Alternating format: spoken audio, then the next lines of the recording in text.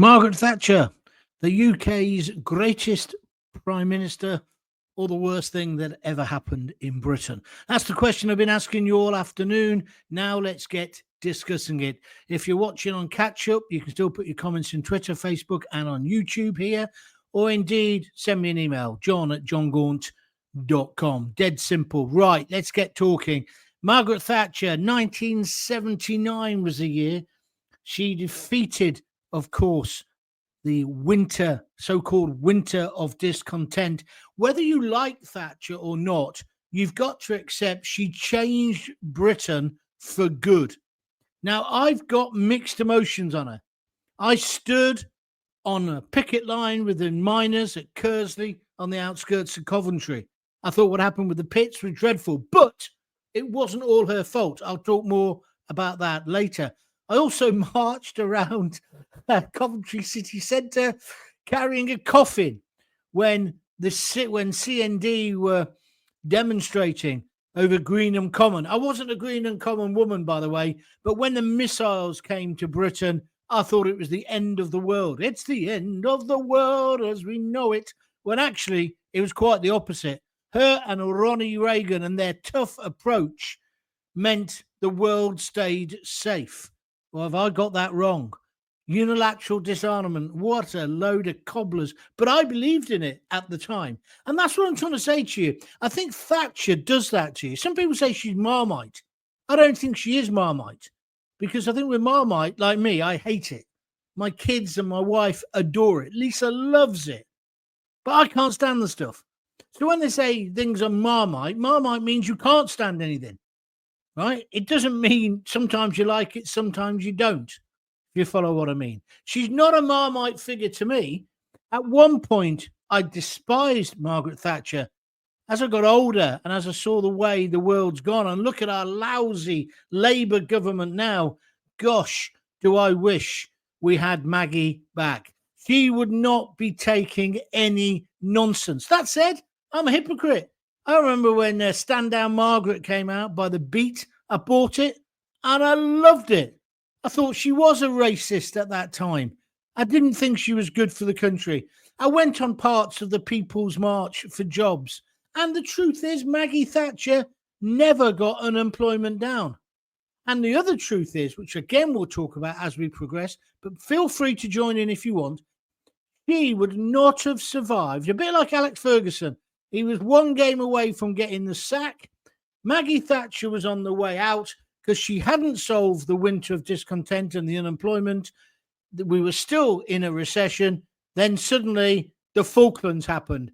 And whether you like her or not, she was a brilliant war leader. Absolutely brilliant. And you can see why those boys, when they sailed away, I can still see it now. I was at university. We watched it on the telly as they sailed out of Southampton on the QE2 and the rest of it, how proud they were and we were of them. I know, as it turns out, they went to fight basically an army of conscripts, and it was a totally unfair fight, but it was our territory. It's still our territory. And long may it remain that way. You wouldn't have found Maggie Thatcher giving away our sovereign territory, not like Starmer, who looks like he's been doing it behind our backs with the Chagos Isles. Are you with me or against me? I think in the balance of all things, she was a great Prime Minister. She was a fantastic woman, the first woman to ever get that job, and she held the job for longer than anyone else. I mean, I know it feels like Keir Starmer's been there for centuries at the moment, but he's only been there 7 months, only 7 months to cock up the country. She was in charge for the best part of 15 years. And again, I'm sure you're like me. You can't forget when she left, when she's looking out the window and then she comes downstairs and she's crying and she gets in, I think it was Jaguar, and drives away from the Downing Street. It was the end of an era. And of course, a lot of what she did, basically Blair capitalized on. And he was a charismatic leader, but she had real charisma, especially when you think she was following on from people like Callaghan and Ted Heath. And I found out something today, which I didn't know. She only got the gig as leader of the Conservatives because Erin Neve, who later on got blown up in the car park in Westminster by the IRA, he told everyone to vote for her because don't worry, she won't win. Nobody's really voting for her. And she goes and bloody wins the leadership. And she did rule that party and the country with an iron fist. That's why the Russians called her the Iron Lady. So I'm taking your views on Maggie Thatcher. But look, I'm 63. I was at university, just going to university, 79, when she was really at the beginning of the top of her game. We were the sick man of Europe. Factories closing down left, right, and centre. And I believe in trade unions. I actually do believe in the right for everybody to withdraw their labour. But it was getting beyond a joke, wasn't it, with people like Red Robbo? He was constantly pulling them out on strike, and it was all done on a show of hands. That was wrong. What she brought in, some of those trade union rules were correct. Some weren't. We shall talk about it as the show progresses. Let's start. We had some early birds today. Malta says by 1979, this country was in crisis and on its knees due to socialism and anarchy, unions causing mayhem. She was magnificent. A political giant transformed our nation for the better. Well, I partly agree with you, but not totally. What do you think? The Baron flights. Maggie only did two things wrong. The poll tax, she spelt that wrong. It's double L, not L-E. That's something completely different. That. Imagine Maggie doing pole dancing. Anyway, the poll tax and care in the community. I agree. Care in the community. I'm not sure if that was totally her, whether that was John Major later. But the closing down of the big sanatoriums was a major mistake. Some people who are mentally ill need locking up out in the countryside for their own safety and the safety of the rest of us. And care in the community was just a cheap version of doing it. And it was playing, and it is playing, as with Axel in Southport, or Russian roulette with our safety. I disagree with it.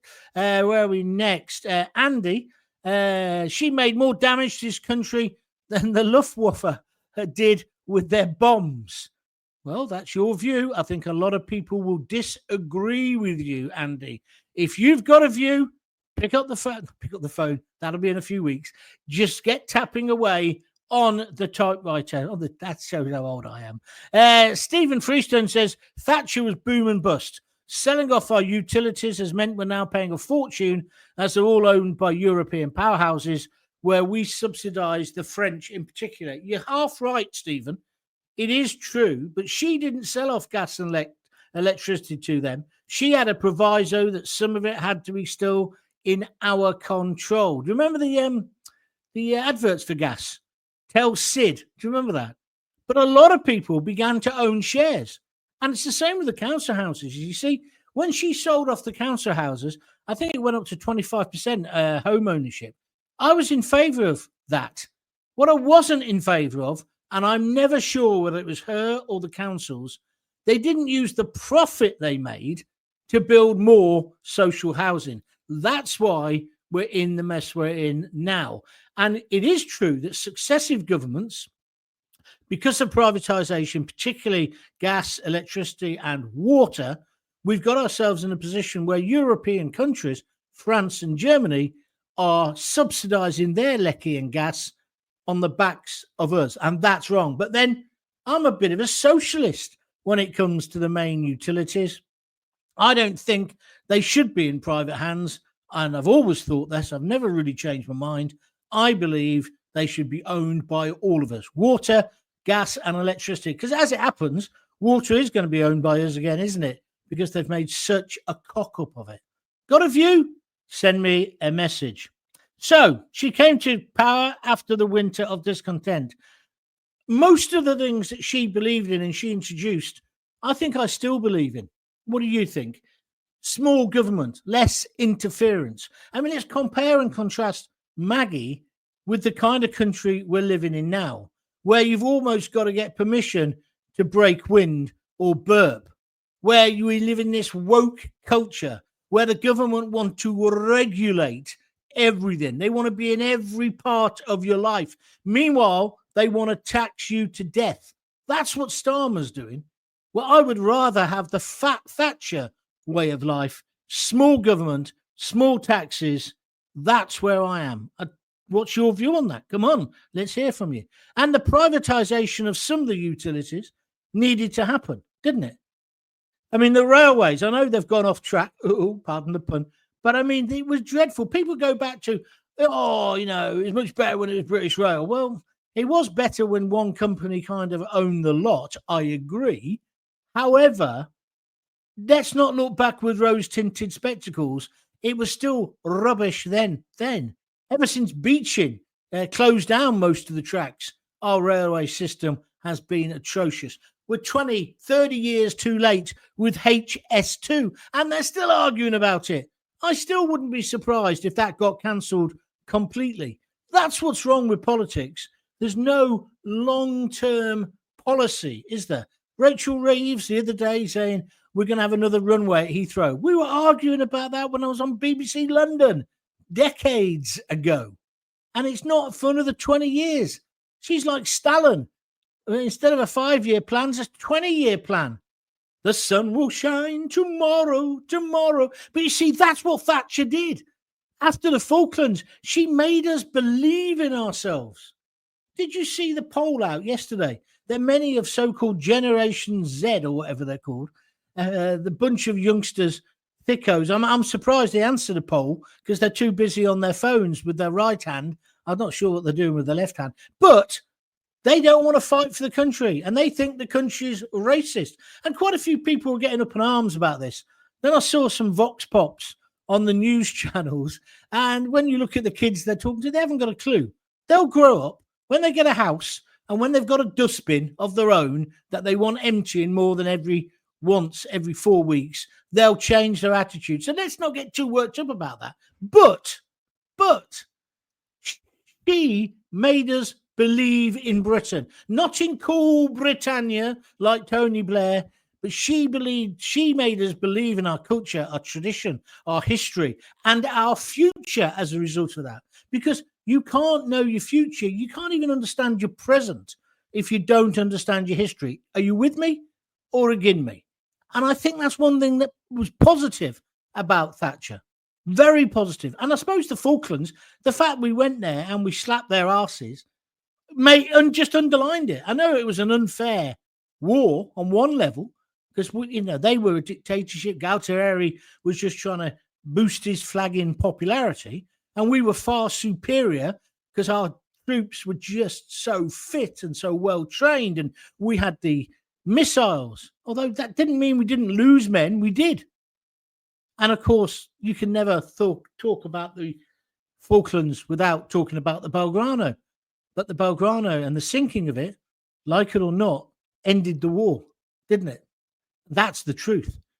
Because that's what she was like. She was single-minded. Compare and contrast that, again, with our present government or the government we had before or any of those politicians. See those politicians who were writing in a WhatsApp group and they sacked them, and now they've replaced one of them, the one who was a minister, a junior minister, with some woman who says she identifies as a llama. She thinks it's okay for people to say, yeah, I'm a llama. Yeah, a llama, you heard me right. Not Alana out of the Thompson twins. There's one for you. A llama, a sheep on stilts. She said, yes, you can. You can identify like that. Oh, next time she's ill, I can't wait till they get her in the local vets or in the PDSA, and their suggestion will be injection in the head. That'd probably be the answer now for her. How can a woman who says that end up in government? That's who Starmer's just appointed. That would never have happened under Thatcher. I mean, I know we had certain instances. We had I always remember when I was on, I think it was on BBC CWR. Was it Stephen Mulligan, the Tory MP? It came up on the wires that a man had hung himself. And when you get these wire things, you rip them off when you're on the radio and you have to sort of say what's on it. But it said in big block capitals, don't mention the stockings and suspenders. He was some Home Office minister. It got me thinking, that did. And then we could name him. And then it said, don't mention the Satsuma. I sat there the whole of the breakfast show wondering what the Satsuma was, and more importantly, where did they find it? He'd done what Michael Hutchins did, hung himself off a door jamb. Autoerotic something it's called. I don't know. It's beyond me, that is. That's beyond me, let me tell you. I've only just found the G-spot, let alone it. But anyway, that's what he did. Don't mention the orange. Would Thatcher have given up the Chagos Islands? I don't think so, says David Danes on YouTube. Thank you for your comment, Dane. If you want to comment, if you're on Twitter, Facebook, or indeed on YouTube, feel free. Don't forget, this is also a podcast, and you can download that in all the normal places, Spotify, Apple, etc. So you can listen to it again when you're out walking the dog. And if you're listening to it as a podcast, try out the YouTube channel as well. Because even though I haven't got my flashy green screen up today, I'm in my daughter's kitchen. I'm still dog sitting. I keep moaning about it. I actually love it. Went for a nice little walk with him today because he's getting his strength back. But it's just great, isn't it? Man and his dog. I don't think you can beat it. Someone just contemplate. Just think about life. Anyway, let's get back to where I was. So the Falklands saved her. Her popularity went through the roof. And do you remember Brian Hannahan? I counted them out and I counted them in. What was he? Was he on the Ark Royal? He was on one of those big ships, wasn't he, where the jets were taken off. And, of course, I remember HMS Coventry getting hit. And, as I say, just a minute ago, the Belgrano as well. But it was the kind of first TV war. I mean, we used to all watch the war. What was it called? World War. Was it called World War something? It used to be on ITV before the football on a Sunday. World at War. But this was the first one we watched kind of live. It was incredible. And I remember sitting there with my flatmates, Nigel, Jed, and the rest of the guys watching in this squalid little flat as we went into Goose Green and places like that. I've spoken to a mate of mine, Dougie Brimston, who was in the RAF at the time. He was fueling the planes on Ascension Isle. And the pride that these boys have got for what they achieved, because it was a phenomenal achievement. And I think history has been unfair to the Falklands vets, because a lot of people think that war was not right. It wasn't just, and the sinking of the Belgrano. They forget the fact that this foul dictator tried to take that land away and tried to take away British people's right to live there. So I think there's been a lot of revisionism about it, and I don't like it. So anyway, I've got written here, I've got some notes on my phone. Do you remember the QE2 going and then coming back with the boys? Fantastic moments. All the ticker tape, the Union flags. We wrapped ourselves in the flag, didn't we? We were proud to be British, and we've lost that. Again, this survey of young kids, they're not proud to be British. Where's that come from? Well, it's got to have come from too many lessons saying basically our history is disgusting, like I just mentioned about the Falklands, or we were slave traders, we did this, we did that, not mentioning the fact about emancipation, that we were the first to free the slaves. I know our history isn't all glory, I know that, but there are certain people in the teaching professions, the common purpose woke brigade, who want to make out our history as if it's something we should be ashamed of. Well, I don't think it is. I'd like to get your views. Interestingly as well, I've done a little poll both on Facebook and on Twitter asking you what you think of Thatcher. Interestingly, on Facebook, it's 80% of people think she was the greatest prime minister, 20% don't. But on Twitter, it's more like 75-25. You can still vote if you want to. It's just a bit of fun. It's not scientific in any way, shape, or form. But that's interesting, isn't it? And some people have been saying in comments, and it's a fair point, no, Winston Churchill was the best prime minister. Well, I didn't include him because that was during the war. And it's fair to say after the war, he didn't get elected, did he? He got thrown out, basically. He was a wartime prime minister, fantastic. Without him, we wouldn't have won. Of course, just take that as read. He was a great, great man. But what I'm trying to say is not quite the same as Thatcher, because Thatcher was doing it in peacetime. Yes, she had the Falklands, but she did it in peacetime, and she changed this country. She changed the whole industry. Some parts of that I hate. The heavy industry, a lot of that went. And let's talk about the miners in a moment. A lot of our heavy industry went, and she turned us more into a service economy. I don't like that. I still don't like it, if I'm honest with you. But that's what she did. And it didn't create the jobs that she hoped for. She never solved the job problem. So let's not paint her as if everything she touched was fantastic. Maya Kinsley, YouTube, says, it feels like we're stuck with a foul dictator in Starmer, and I'd choose Maggie all day, every day. I'm with you on that. There's absolutely no question about it, is there? If you could have Maggie or Starmer, it'd be a landslide. If we got Maggie back today, it'd be a landslide. Even the socialists would be voting for her. I don't think they voted for Starmer, did they? Anyway, let's talk about that as well. So then in 1982, after the Falklands, she won again. And then, of course, there was the Brighton bombing.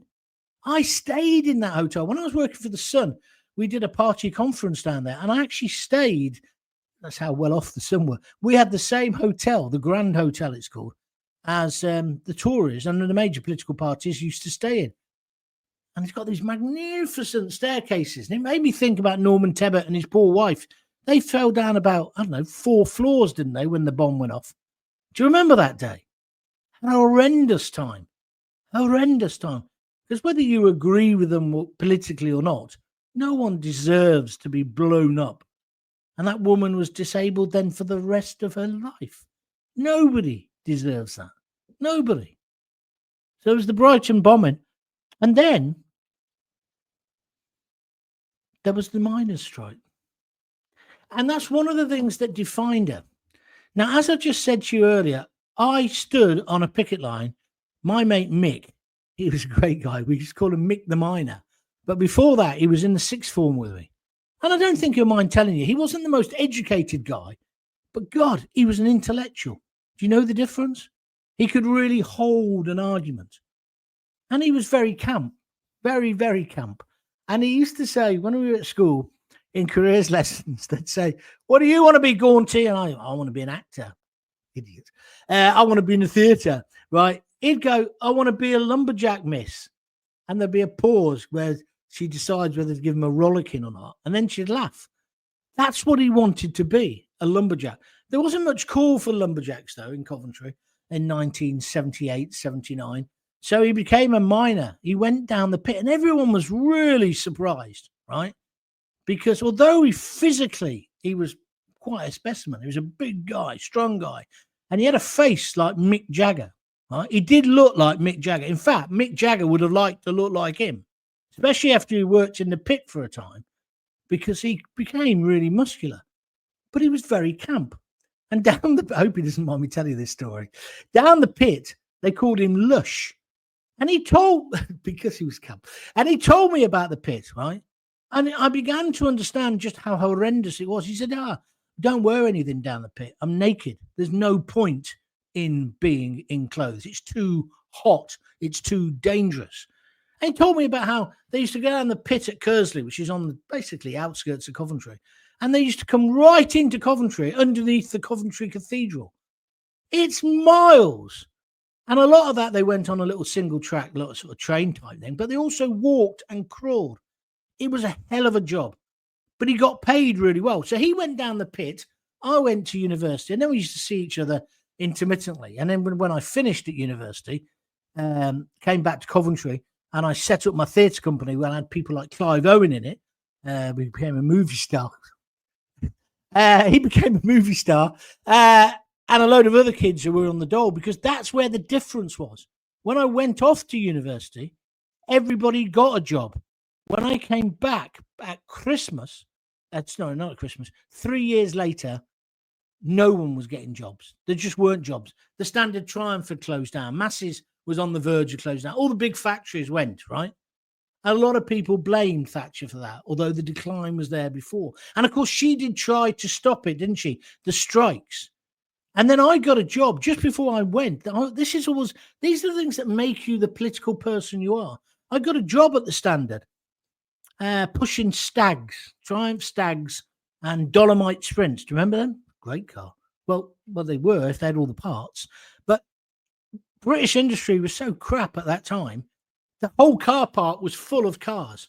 And then at the end of the track, they used to have, I think they call it a testing bed. Somebody who's worked in car factories will be able to tell me. And we used to sit on chairs. I worked for a company called Commando Cleaning. I hope they're not in operation anymore. We never did any cleaning. We were meant to do the industrial cleaning during the Coventry fortnight. I think I'd have got the sack by then. But anyway, we sat on chairs waiting for cars to come off the line at the very bottom. Because at the very bottom of the line, they get, I think, 2 gallons of petrol put in them. But if they didn't have any relevant parts, so they couldn't start and go into the test bed, our job was, you lot, over here, Mickey Mouse, Donald Duck, because that's the other thing. It was cash or money. It was cash. I wouldn't do this now, but it was cash in hand. So everyone was called Donald Duck or Rufus or, Robert the Bruce, right?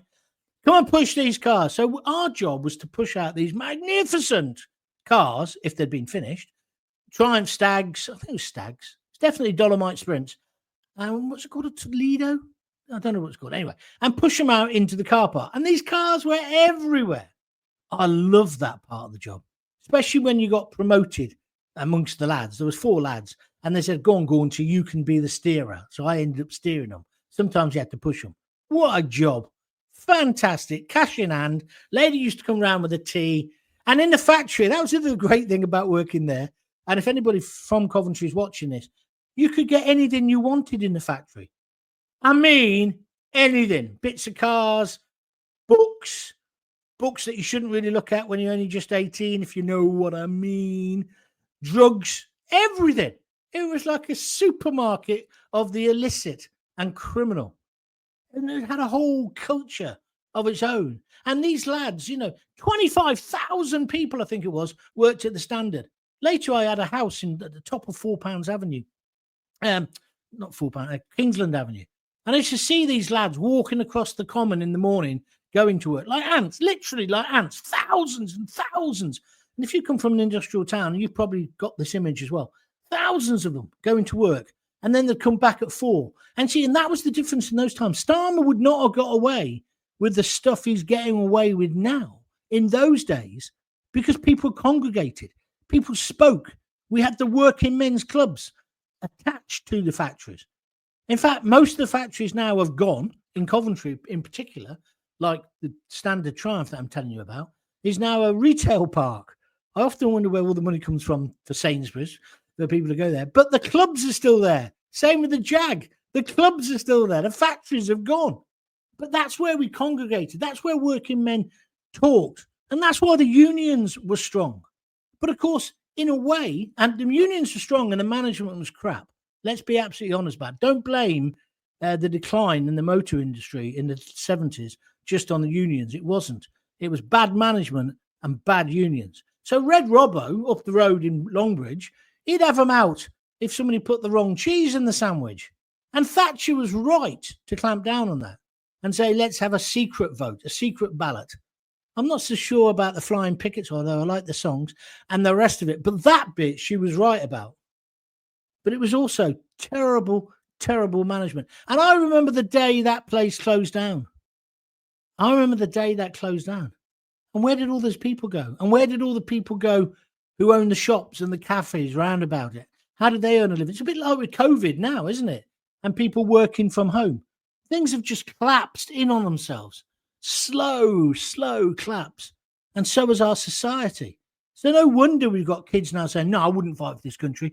This country is racist. Because when we had the factories, I'm not glorifying it, by the way. I worked there and I really enjoyed it. But then I really loved going off to university and pretending to be a tree.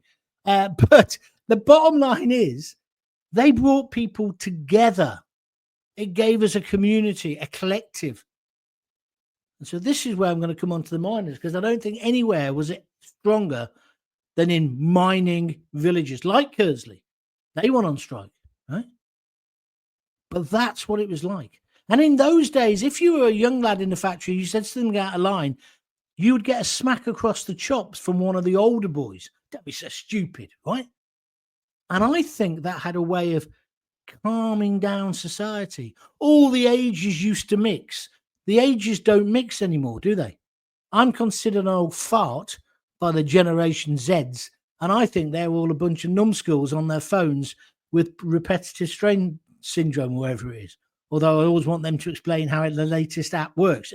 Are you like that? Bit of a hypocrite? So anyway, so going back to Thatcher, that's one of the things she destroyed. And some of the benefits of that was that the trade unions' ridiculous power was brought into shape. But the miners' strike, so Mick, my mate, Mick the miner, he was on strike for 18 months, I think it was. He got starved back to work, literally starved back. He had to go back. He didn't want to be a scab, but he had to go back. And so did many other men in that village. This was Kersley, right? And in the villages, in the valleys, in Wales and places where it was much more the fundamental job, yeah? In Coventry, it was cars, but they're, with the mine. I can see how it affected communities. And my view on this is this. Scargill is as much to blame, but not more to blame, as much as Maggie Thatcher. He tried earlier, and then Maggie thought, right, I'll be ready for you next time. And they stockpiled the coal, didn't they? And she starved them all back to work. That's what she did. Now, what was wrong with that was that destroyed communities. You go to some of those Welsh and those northern villages, they're like drug dens. It's the same with the fishing industry. If you go right up to the north of Scotland, the moment you take away the main industry, the kids will turn to drugs. It's the same kind of thing. And the tragedy, of course, is there's still loads of coal under our feet. We should be drill, baby, drill, as Donald Trump would say. But we can't, because Ed Miliband, who can't even eat a bacon sandwich, him and Snorbits have decided we've got to go green, even though it's ridiculous, the timescale. This is what annoys me about politics. And so when Thatcher did that with the miners, and it was Scargill as well, because if Scargill had had that second ballot and had got the Democratic right to keep the boys out, he'd have probably won. But he got over voting ambition. In my opinion, I've met him a few times. He just got too big for his boots. And of course, then subsequently, there were all the other stories about him, etc., etc., etc. Power corrupts. Absolute power corrupts. Absolutely. The old Machiavelli line. But I think that with Thatcher as well, because when she fell from grace, it was because she couldn't accept she was yesterday's man. And I call her a man because, let's face it, she has had more books than any other bloke in politics. You can't compare her and her spine to somebody like Starmer or Rishi or Cameron or Theresa May or Liz Truss. She was a real leader, wasn't she? She was a real leader with balls of steel, the Iron Lady. But she made mistakes. And I think the miners' strike, although I'm not totally blaming her, I'm saying that's one of them. Now, the poll tax, somebody earlier, let me just read out some more messages. Can you tell me, John, if llamas pay council tax? I'm asking for a friend. That's a good question. Yeah, I'm going to, I don't know what, I'm going to identify as something soon. Well, out of all of them, she had the biggest balls, that's for sure, says Dino on Twitter. Maya says they'll have to reopen the mines to fuel the electric cars. You might be right, Maya. Anybody else want to comment? I'm stopping soon, so get in now if you do. Somebody mentioned earlier about the poll tax. That was her mistake. I think the poll tax was brilliant. I think it was the fairest tax. Each individual paid, not on the value of the house or how many people live there. Each individual. I thought it was fine. I don't know why the press engineered the riots, which is what they did. And of course, the most bizarre thing is most of the people who were rioting never paid the effing poll tax. And now, of course, we're beginning to argue about the council tax. What did they say? No taxation, no representation. People are trying to organise, because these council elections aren't going to happen, for people not to pay their council tax. Well, if you don't pay it, they'll have you. I understand the sentiment, and I think it's wrong. Although I can't see the point in having an election if that council's not going to be there. I do understand the argument, but you can't help but think this one's come at a good time for Starmer. So that's what I think about Mrs. Thatcher, the achievements. She turned us into a property-owning democracy. Do you not think so? Do you not think she made us a better country, a stronger country? Yes, she, in a way, I don't think she did. I think it was the people who came after her were more into the greed and the loads of money kind of attitude and don't care about anyone else. I think Thatcher genuinely wanted people to be successful. And if you were successful, she wanted you to leave the ladder down and pull other people up, which is what buying the council flats and houses was about, wasn't it? Whereas I think the Tories who came after that, Leon Britton and monsters, horrible people like that. And she had people like that in her own government. Sir Keith Joseph used to make my skin crawl. I think some of those people, they just wanted to make it and then they would boot you down the ladder. I'm not sure Thatcher was that. I think she was this genuine working class girl who hit it lucky, got herself to Oxford, got herself a fantastic job, became an MP, became the leader of the country. Thatcher was a female Churchill. Johnson tried to model himself on them, but he failed. But he would fail because that comes down to the fact that Johnson's not the genuine article. This is the Donald Trump theory that I keep putting forward. The reason why Donald Trump is a success and will be a success is because he speaks the language of the people. The same with Nigel Farage. It's different. They've got it. You can't learn that. You've either got the X factor, the charisma, or you haven't. It's true. It's like baking a cake. If I baked a cake, it'd definitely have a soggy bottom and not rise. Talking about one of the other problems now. But if Prue Leith did it, hers would rise every time. Or Graham Kerr, remember him? The Galloping Gourmet. I used to love his shows. But do you understand what I'm saying? They've got the X factor. They can do it. And some people can and some people can't. That's the way it is. And see, that's the other thing with Thatcher. Some people are winners. Some people are losers. Some people are great at sports day. They win the hurdling. They win the 1,500 meters. And they can do shot put as well. Others like me can't. But I'm okay at rugby. And you've got to fail to know what success is. Do you understand what I'm saying?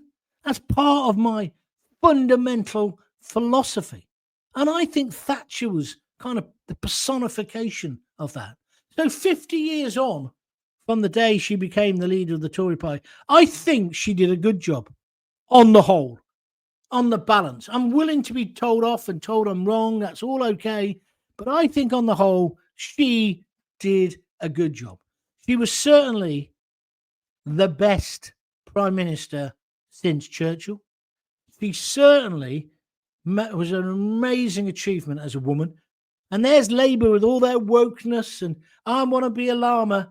I tell you what, love, be a woman first and try and be the leader of the Labour Party. You're so egalitarian in the Labour Party, you've never had a woman in the top job. By my reckoning, the Tories have had 2 now, haven't they? No, 3. Theresa May. There's been 3 of them. Just my views. Right, I'm stopping now. So unless you want to get in with a quick comment, I'm going to leave it there. But my overall thing then, Maggie Thatcher was a force for good.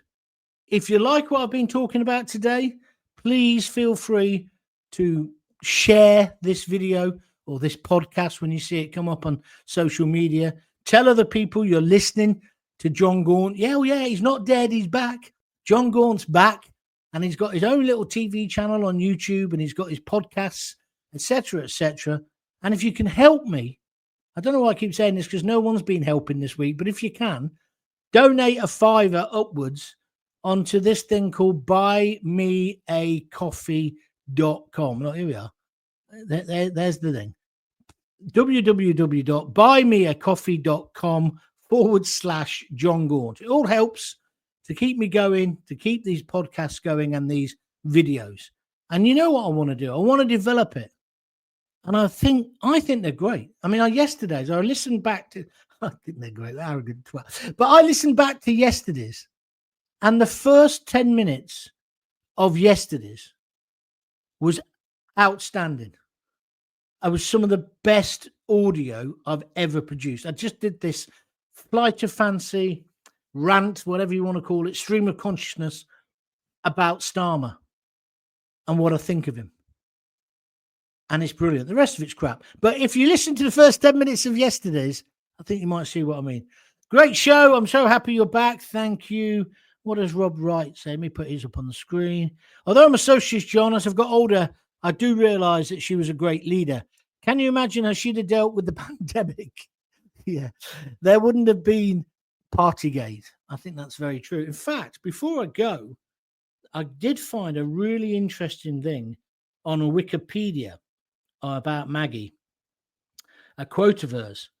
And it's quite a long one, but let me just see if I can find it, because here it is. Because I think this is as apt today as it was when she said it. Have a listen.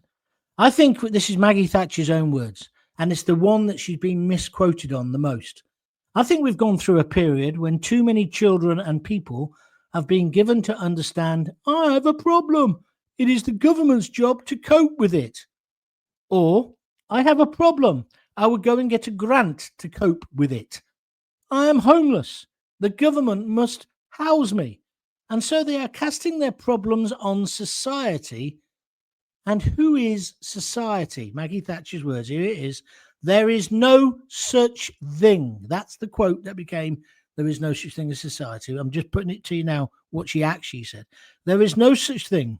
There are individual men and women, and there are families, and no government can do anything except through people.